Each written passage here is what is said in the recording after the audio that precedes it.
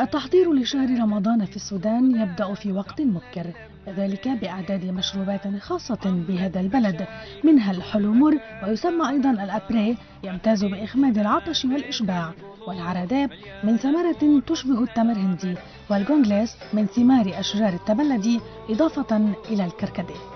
تشتهر المائدة السودانية بأنها موحدة تقريبا عند الإفطار في كل أنحاء البلاد، وتضم أكلة العصيدة المختلفة عن أنواع العصيدة في الخليج العربي، مع الفلافل والبيض المسلوق والعصائر المحلية.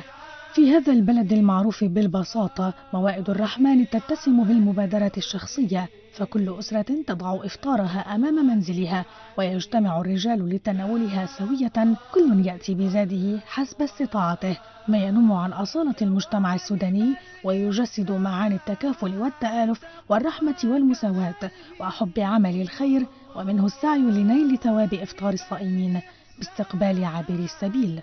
ولعدم التفريط بهذا الأجر يؤدون صلاة المغرب في الشارع، فيعترضون الطريق على المارة ويجبرونهم على الأكل معهم.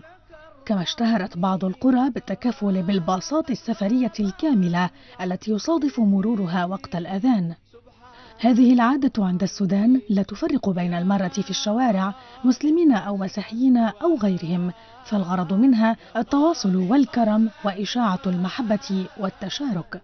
وبعد الإفطار يكون التجمع في حلقات للقرآن وللحديث والحكايات، من ثم يذهبون إلى المسجد لأداء صلاة التراويح، ليتجمعوا بعدها في النوادي وحول الأحياء، انتظارا لفرق من الشباب تتطوع بتنبيههم لموعد السحور.